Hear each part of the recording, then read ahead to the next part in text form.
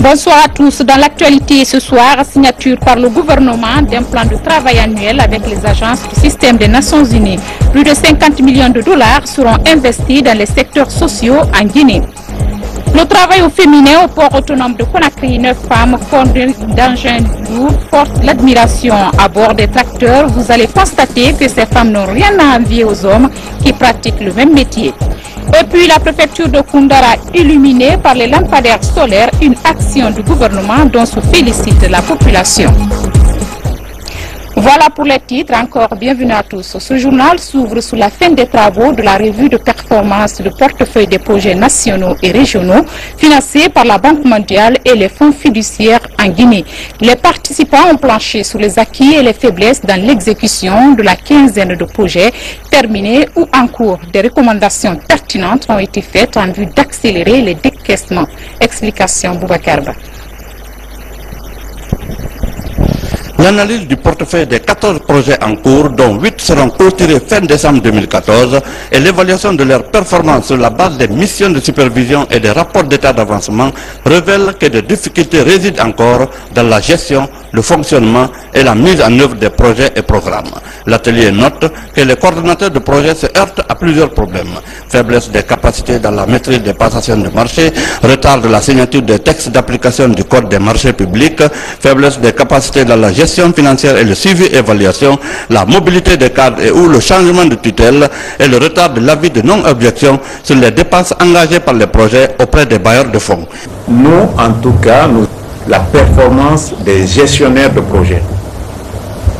Parce que quand vous dites lenteur administrative et il n'y a pas de sanction à la clé, on ne sait pas si ces lenteurs-là sont provoquées par les gestionnaires de projets eux-mêmes ou par les cadres de l'administration ou d'autres structures. Il faut définir les responsabilités. Il faut définir des délais de traitement des dossiers. Il faut que des sanctions se trouvent derrière tous ces petits actes. Comme ça, le fonctionnaire va connaître, il va savoir qu'il est là pour rendre le service public. S'il ne peut pas le rendre, il va quitter. Le directeur des opérations Banque mondiale pour la Guinée s'est réjoui de la qualité des débats et dit la détermination de son institution à lever toutes les contraintes relevant de son institution et même à négocier de nouveaux projets. La Banque mondiale a été interpellée sur un certain nombre de choses. Je puis vous dire que nous avons noté et nous allons suivre ça de très près à notre niveau. En termes de financement, le portefeuille actuel n'est constitué que de dons et les fonds proviennent de l'IDA et les fonds fiduciaires. Toujours à propos de l'économie, plus de 50 millions de dollars seront investis cette année en Guinée par les agences du système des Nations Unies. Le montant sera essentiellement destiné aux secteurs sociaux comme l'éducation, la santé et l'alimentation. Des précisions en images avec Kerno Ousmane Diallo. Pour l'année en cours, 4 agences du système des Nations Unies vont investir en Guinée 57 500 000 dollars. Il s'agit du PNUD, du PAM, de l'UNICEF et de l'UNFPA. Les plans de travail sont déjà définis et ces signatures marquent une étape décisive avant le début des investissements. Cela est devenu presque une tradition établie entre nos institutions de procéder au début de chaque année à la signature conjointe des plans de travail annuels dans le cadre de la mise en œuvre du plan d'action prioritaire du pays. Les différentes interventions des agences du système des Nations Unies ont pour but d'appuyer le développement et la croissance. Avec 7 500 000 dollars, le PAM compte renforcer les cantines scolaires. L'UNFPA promet une lutte intensifiée contre la mortalité maternelle avec 10 millions de dollars. L'UNICEF, de son côté, soutient l'accès à l'éducation pour tous. Elle dispose de 17 millions de dollars. Enfin, le PNUD compte investir 23 millions de dollars pour améliorer la bonne gouvernance et promouvoir la paix. Notre gouvernement demeure reconnaissant à ces 4 institutions onusiennes qui font partie de ses partenaires traditionnels au développement. C'est pourquoi je voudrais inviter les différentes parties prenantes guinéennes, en particulier les départements ministériels concernés et les gestionnaires des projets, à ne ménager aucun effort en vue d'une mise en œuvre judicieuse rapide de ces plans de travail. Tous ici s'accordent qu'il faut aller vite dans la réalisation des différents projets. Bientôt 2015, l'heure du bilan pour examiner les efforts entrepris pour l'atteinte des objectifs du millénaire pour le développement. Coopération avec ce don de voiture à la Guinée, un geste de la République islamique d'Iran qui s'inscrit dans le renforcement des liens d'amitié entre Téhéran et Conakry. La cérémonie s'est déroulée au garage du gouvernement. Momeli Pessouma, Bamba Kamara. La République islamique d'Iran fait un don de 50 voitures de marque Samand au gouvernement guinéen. La cérémonie de remise officielle s'est déroulée en présence du ministre des Affaires étrangères et de l'ambassadeur d'Iran en Guinée. Après la tenue des élections législatives et l'installation du Parlement, l'Assemblée nationale de la Guinée, c'est une situation qui permet de développer les relations et coopération entre la Guinée et les autres pays, y compris la République islamique d'Iran. C'est un cadeau pour le propre gouvernement guinéen. Ce don de la République islamique d'Iran prouve le raffermissement des liens de coopération multisectorielle entre les deux pays. Le gouvernement iranien nous a promis une assistance pour mettre à la disposition du gouvernement guinéen 50 véhicules pour servir, pour transporter les délégués qui étaient attendus à Conakry. Et ces 50 véhicules que vous voyez, une partie est là, le reste est dans le garage ici. Ces véhicules sont bien arrivés, sont des véhicules neufs. C'est en respect aux engagements qui ont été pris que la République islamique met aujourd'hui à notre disposition ces véhicules. Je voudrais donc remercier très chaleureusement les autorités iraniennes pour ce geste de solidarité islamique et aussi nous féliciter des perspectives de bonne coopération qui se dessinent déjà à l'horizon entre l'Iran et la Guinée.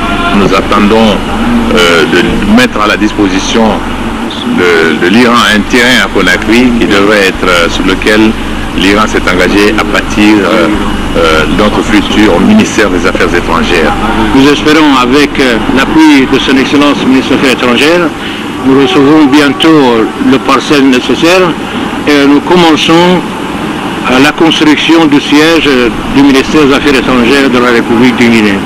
Ces 50 voitures de marque Samanda sont de fabrication iranienne.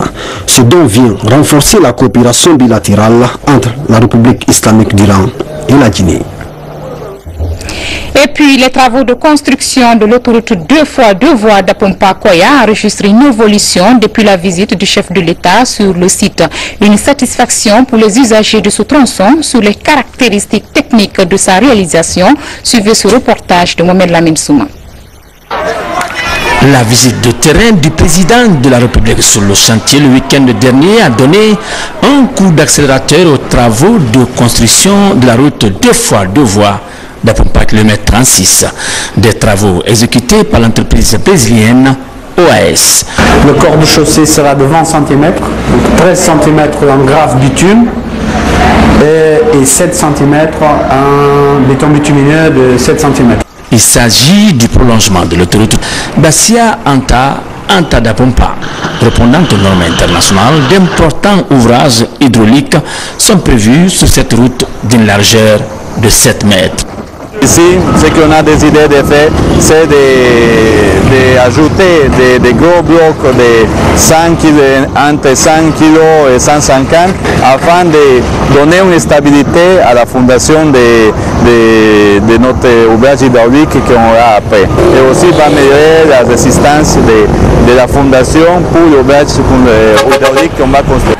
Le président de la République, professeur Alpha Condé, qui tient à désenclaver totalement Conakry, la capitale, a également initié l'élargissement de la route nationale numéro 1 en 2 grandes voies du kilomètre 36 jusqu'au-delà de la ville de Koya, sur une longueur de 17 km. Des travaux exécutés par l'entreprise chinoise Enanshin, une façon pour le locataire du palais Serotreya de lier l'acte à la parole.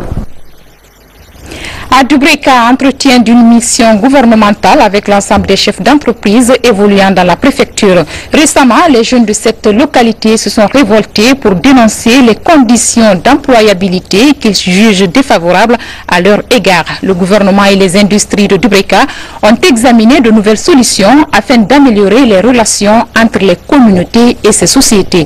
Mohamed Alpha Baldé, explication. Le gouvernement guinéen tente de répondre au mécontentement exprimé par les jeunes de Dubreka. La semaine dernière, plusieurs d'entre eux se sont levés pour dénoncer le manque d'emploi et la poussière provoquée par les camions des sociétés évoluant dans la préfecture. Avec les patrons de ces entreprises, le gouvernement discute des mécanismes à mettre en œuvre pour améliorer les relations entre les populations et les sociétés de la place. Nous avons discuté de manière franche, à bâton rompu, sur toutes les difficultés qu'ils rencontraient, sur ce qu'ils avaient fait et ce qu'ils envisageaient de faire sur la zone de Dubreka, sachant que beaucoup d'entre eux n'ont pas encore commencé à plein régime leur activité. Et cette rencontre nous a été riche en enseignements et nous avons pris l'engagement de nous rencontrer plus souvent et surtout de mieux communiquer avec les populations locales. L'emploi ne se décrète pas, ça se crée, ce sont des conditions concrètes. Il est important aussi qu'aux jeunes, les jeunes qui sont à Dubreka, de savoir que la quiétude est importante et nécessaire à la création d'emplois. S'il n'y a pas de quiétude dans la cité, dans leur localité, alors les industries partiront. À Dubreka, tout n'est pas rose pour les entreprises. Le manque d'électricité et parfois l'insécurité sont des difficultés qui compliquent le travail des firmes de la zone. Les usines qui sont implantées dans la zone industrielle de Dubreka tournent avec les groupes électrogènes qui sont alimentés par le carburant. Ça, c'est un problème qui est fondamental et qui est réel. Le deuxième problème, c'est l'accès.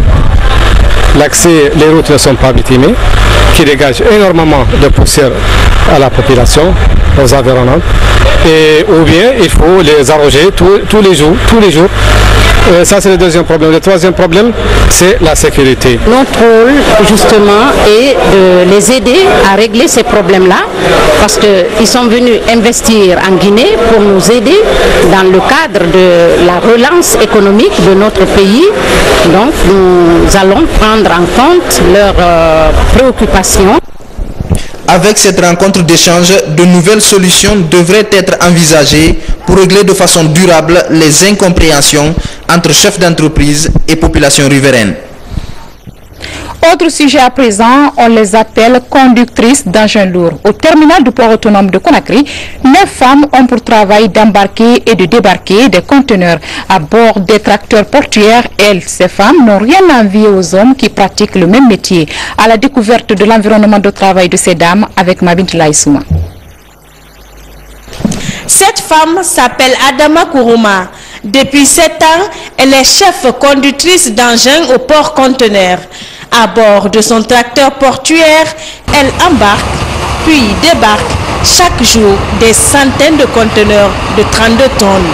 Ce métier, Adama Kourouma l'a d'abord appris à la routine avant de suivre une formation en Côte d'Ivoire. Je conduis toutes ces machines. Quand les responsables ont vu cela, ils m'ont amené en Côte d'Ivoire pour 1 mois 15 jours. J'étais la seule femme parmi 3 hommes. Je fais aussi le pointage et la vérification des machines.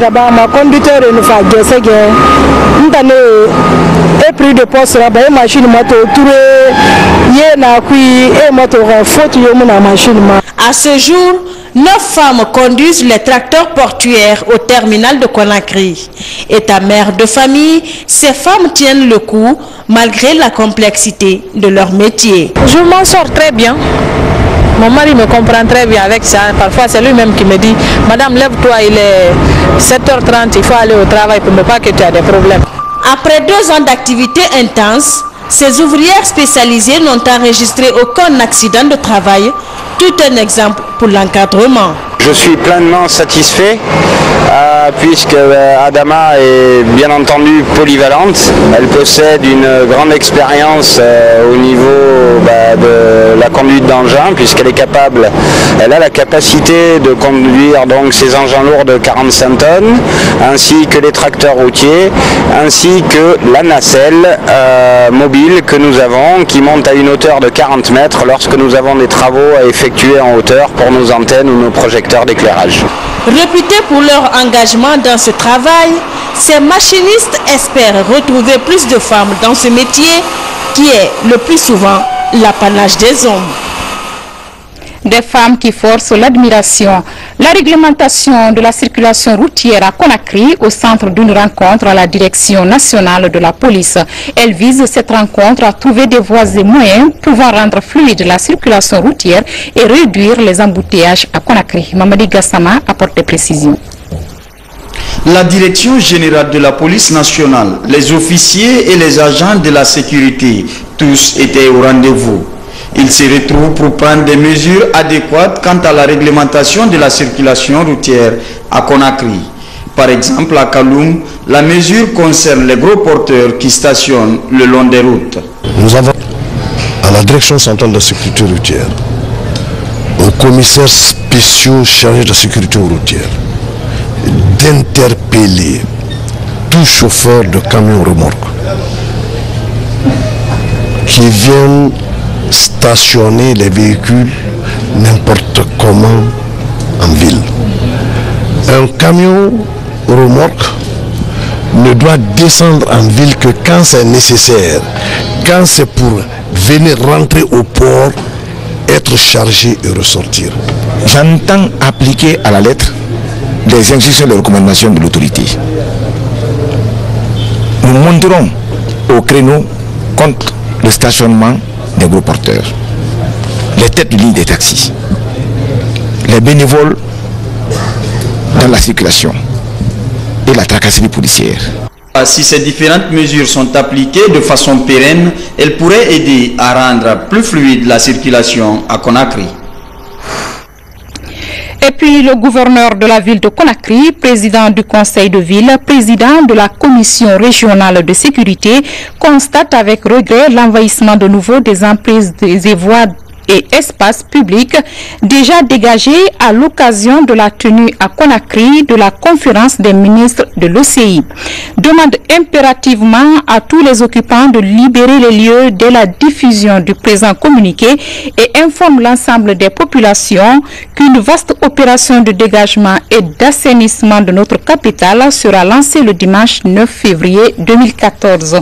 Toute résistance à cette opération sera considérée comme une désobéissance à l'autorité et sanctionnée comme telle.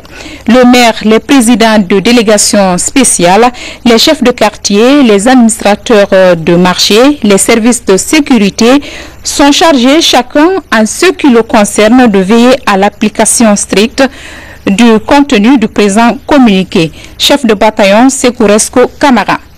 L'harmonisation des différentes activités du financement de la santé, une préoccupation pour les partenaires techniques du secteur et le département de tutelle. Pour résoudre donc cette problématique, une rencontre a regroupé les deux parties en vue de réfléchir sur les stratégies d'une meilleure coordination des interventions de l'ensemble des partenaires du secteur sanitaire. Sur le Keïra Mohamed Mpati Kamara. Le secteur de la santé fait l'objet de grandes convoitises dans le financement des activités opérationnelles par les partenaires. La coordination des différentes interventions constitue cependant un goulot d'étranglement sur le terrain. Cette rencontre entre l'ensemble des partenaires du secteur et le département de tutelle vise une meilleure harmonisation des différentes interventions. L'initiative est très louable, mais ça représente un grand défi.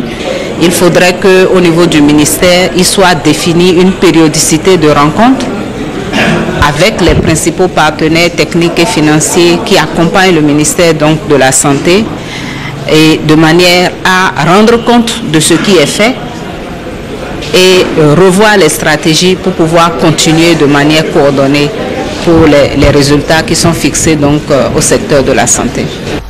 Cette rencontre est donc perçue comme le point de départ d'une série d'actions devant conduire à l'amélioration des conditions d'intervention des partenaires sur le terrain. Il était de mon devoir de me retrouver avec les partenaires techniques et financiers qui aujourd'hui contribuent au financement du système de santé à hauteur de 13,9% par rapport au soutien du secteur. Et les jeunes également contribuent à hauteur de 6,3%. Donc il serait intéressant de les retrouver pour qu'ensemble nous discutions de comment relever tous ces défis, de comment rendre accessibles les soins à nos différentes populations, de comment résoudre tous les problèmes liés aujourd'hui au système de santé. En attendant la matérialisation de cette volonté de coordination, le département peut déjà compter sur la détermination de l'ensemble des partenaires à accompagner toutes les initiatives allant dans le sens du renforcement du système de santé guinéen. L'organisation très prochaine des États généraux de la santé consistera à mieux booster le processus. Tournée de prise de contact du nouveau ministre du Commerce, Marc Yombouno, a échangé avec les cadres de l'Office national de contrôle de qualité, un service très important dans la qualification des produits vendus sur le marché guinéen. L'invite a été faite à ces travailleurs à redoubler d'efforts et à plus d'intégrité dans l'exercice de leur travail. Mahmoud Alpha Baldi. Le nouveau patron du département du commerce multiplie les prises de contact dans les services relevant de son ministère. Marc Yombouno échange avec les cadres de l'Office national de contrôle de qualité. Le fonctionnement de ce service, l'amélioration de ses prestations sont entre autres sujets débattus. Le service, il faut les redonner de la confiance. Il faut les mettre en confiance et de façon participative prendre des décisions avec eux. Et eux-mêmes, ils ont décidé dans l'ensemble à ce que nous procédions maintenant à des inspections, à des contrôles aussi sur ce qu'ils sont en train de faire.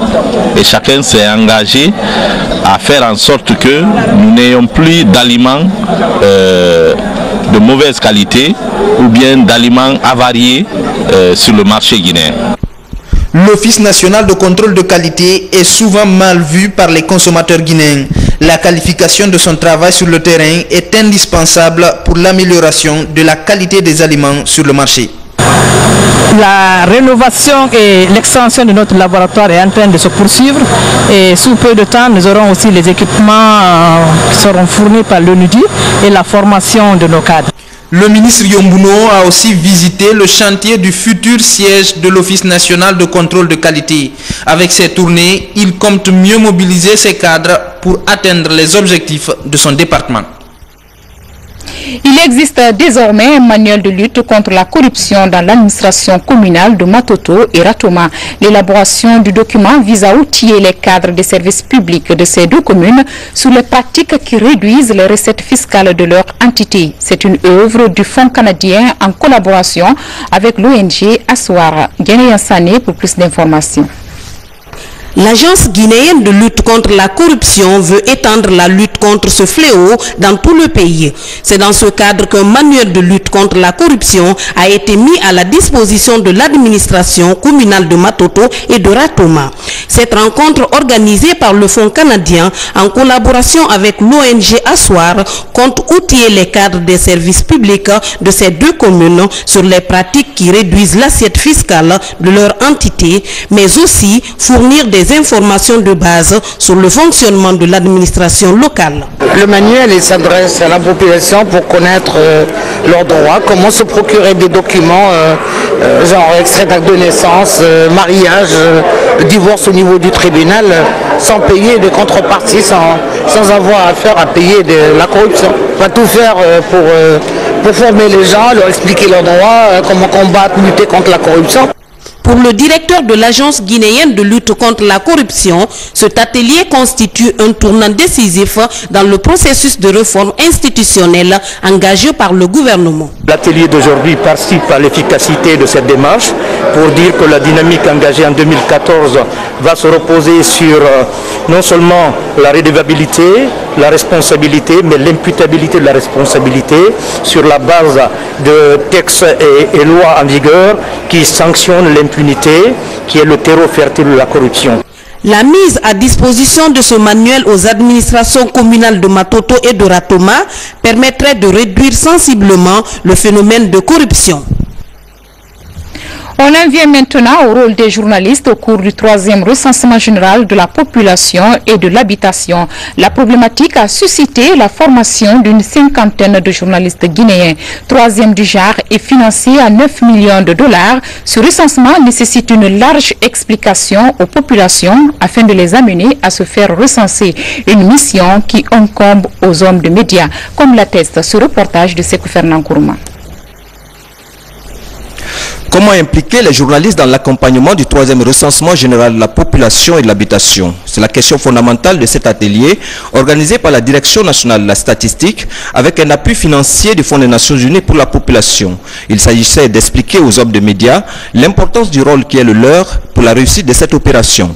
Il faut apprendre aux journalistes de quoi il s'agit, comment le processus du recensement se déroule et surtout comment nous souhaitons que les journalistes communiquent sur le recensement. Tous les 10 ans, les Nations Unies demandent à tous les pays de faire un recensement général de leur population. En 2009, la Guinée s'est engagée par un décret à effectuer cette opération dans la perspective de l'atteinte des objectifs du millénaire pour le développement.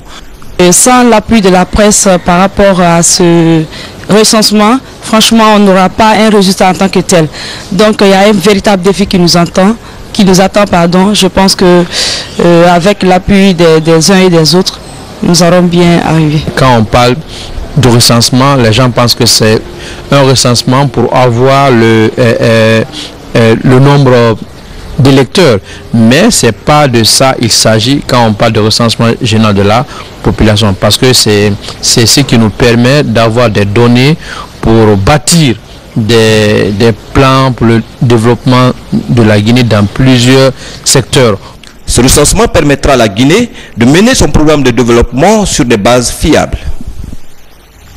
Cette visite de terrain du ministre du Tourisme, de l'Hôtellerie et de l'Artisanat, il s'agissait pour Lucini Camara de toucher du doigt le quotidien de ces artisans dans leurs ateliers. Marqué par le génie créateur de ces artistes, le numéro 1 du département de l'Artisanat promet de tout mettre en œuvre pour booster ce secteur. Des précisions en images avec Moussa Komara. Dans le plus grand centre artisanat de la capitale. Ici, plus de 2000 artisans donnent forme au bois à travers les génies créateurs. Depuis près de 20 ans, ils se sont réunis au sein d'une même structure qu'ils appellent Coopérative des menuisiers, ébénistes et tapissiers de Dabondi, Bafouan, Cométade. Le ministre en charge de l'artisanat est venu s'enquérir des problèmes qu'il rencontre sur le terrain. La Cométade est confrontée à plusieurs difficultés qui sont entre autres non-accès de la matière première, c'est-à-dire le bois, non-accès au marché public et mobilier scolaire et bureautique, manque de subventions ou de crédit, la hausse perpétuelle des taxes et impôts, manque d'appui de l'État pour la formation et la qualification des élus et des apprentis. Nous avons touché du doigt ces difficultés, nous les avons identifiées avec eux et nous promettons que tout ceci sera remonté au gouvernement pour que bonnes décisions soient prises une bonne fois pour faire de l'artisanat, je dis bien, la locomotive du développement de la Guinée. Après ce centre artisanal, Lucini Camara s'est également rendu à l'atelier de l'ébéniste Alassane Souma à Kuntia. Son art et sa créativité impressionnent le ministre du Tourisme qui estime que l'artisanat guinéen a besoin de soutien pour valoriser les talents. Pour cet artisan ébéniste, le manque de salles d'exposition de ses œuvres d'art constitue une véritable préoccupation. Nous sommes nombreux, il y a les techniques, mais les techniques là ne sont pas vues. Parce que nous n'avons pas là où il faut exposer les meubles fabriqués ou bien les coutures ou en tout cas tout ce qui est de l'artisanat, nous n'avons pas où il faut exposer pour que l'opinion nationale et internationale puisse le voir et apprécier l'artisanat guinéen. À travers cette visite de terrain, les artisans gardent l'espoir que le secteur va amorcer un nouvel élan. Cérémonie de lancement du site web de la gendarmerie nationale, c'est pour permettre à l'institution de mieux se faire connaître et communiquer davantage. Le film de l'événement avec Sergent Alassane Diaby.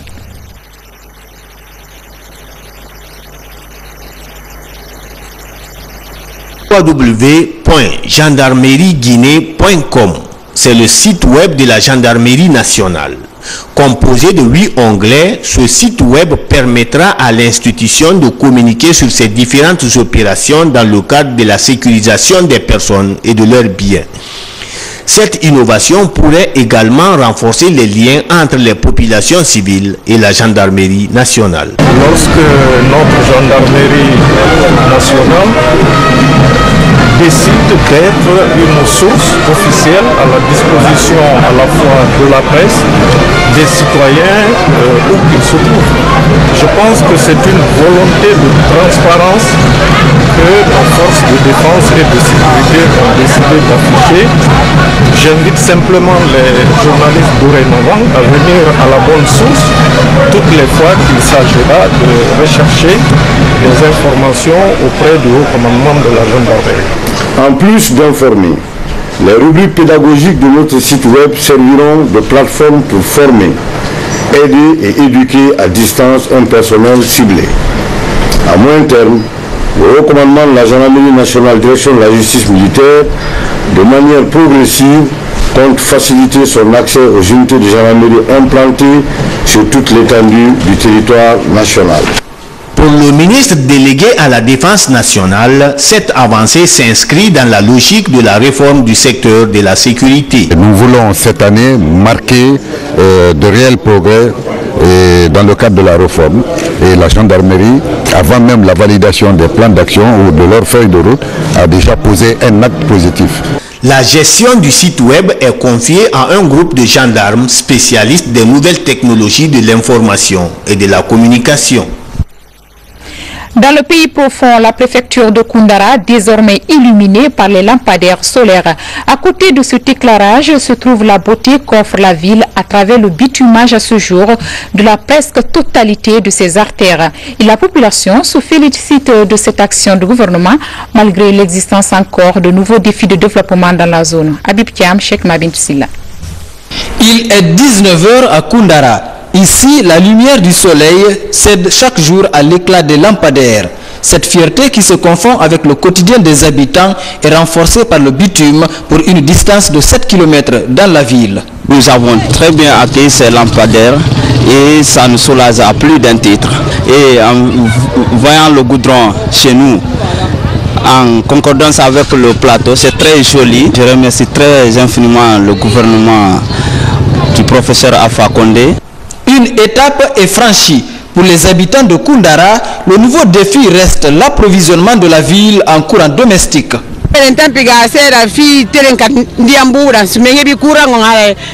tout cas, tout va bien. Vraiment, c'est ce qui manque un peu pour le développement de Koundara. Si on avait un peu le courant, et je voulais juste aller marcher. Tu pourrais comparer Koundara à Kablak. Ville hospitalière, la préfecture de Koundara se reconnaît par sa diversité culturelle et sa population homogène. Frontalière avec le Sénégal, la Gambie et la Guinée-Bissau, son accès est toutefois difficile par des préfectures comme Boké et Gawal, un obstacle dans l'écoulement de ses produits agricoles vers les autres villes du pays. La direction générale de EDG informe son aimable clientèle de Conakry que suite aux travaux de correction des anomalies sur les transformateurs de tension capacitifs au poste 110 kV de Garafiri, la fourniture de l'électricité sera interrompue le dimanche 9 février 2014 de 8h à 14h. Artères concernées, Enam, Grande Mosquée, Tombo, Palais du Peuple, Somova, Lancebougny, Corentin 1, Corentin 2, Tombo, Kipé, Kaporo, RTG, Koloma. Zone concernée, Tombo, Almamia, Sanfil, Corentin 1, Corentin 2, Sandervalia, Kamayena.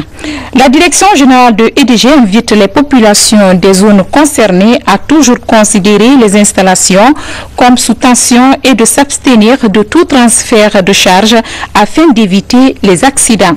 La direction générale de EDG s'excuse pour ce désagrément et sait compter sur votre compréhension habituelle. Conakry, 7 février 2014, la direction générale. Puis cette brève en images, ouverture hier à Dubreka de la première édition du festival de premier film. Il est initié par la maison Olo Abba Film dans le but d'encourager les étudiants, réalisateurs et autres amateurs à oser produire. Pendant ce festival de 3 jours, 26 courts-métrages sont en compétition. En marge des travaux du jury, des projecteurs grand public ont lieu le soir au grand marché de Dubreka. Un mot de sport à présent, le Orea Athletic Club entame ce samedi les préliminaires de la Ligue des Champions contre le FC Nouadhibou dans la capitale mauritanienne. L'heure est au dernier réglage dans les deux camps. Notre envoyé spécial nous en dit plus. C'est dans ce stade olympique de 10 000 places situé dans le quartier résidentiel de Nouakchott que le match FC Nouadhibou Orea Athletic Club aura lieu ce samedi à partir de 16h temps universel. Déjà, dans les deux camps, la sérénité et le fair play sautent à l'œil. Fait un travail de finition, donc de voler, de 1-2 et puis d'amortir enchaînement. Donc après s'enchaîner par un petit jeu pour faire plaisir aux joueurs. C'est un match qui va se gagner au milieu, bataille du milieu. Bon, on va essayer de le continuer, de faire au maximum.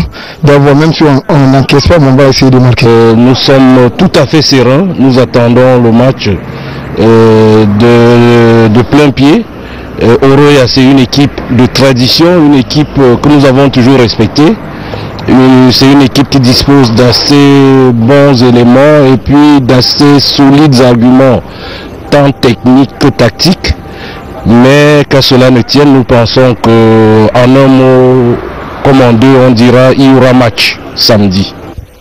En tout état de cause, ce match numéro 21 du tour préliminaire de la Ligue des Champions en Nouakchott, placé sous le signe de la fraternité, pourrait se solder sur un résultat confortable, qui puisse renforcer les liens séculaires en attendant le retour prévu pour le week-end prochain à Conakry. C'était donc le reportage de notre envoyé spécial Kadir Traoré depuis la Mauritanie. Pour boucler ce journal, l'actualité internationale est marquée par l'ouverture de Sochi en Russie des Jeux Olympiques d'hiver. Les Russes font de cette fête du sport une vitrine. Il s'agit du plus grand événement international organisé dans le pays de l'URSS en 1991. La cérémonie d'ouverture a eu lieu il y a quelques heures. Mesdames et messieurs, ainsi prend fin ce journal. Tout le plaisir a été pour moi de vous servir. Je vous retrouve demain à la même heure et dans la même édition.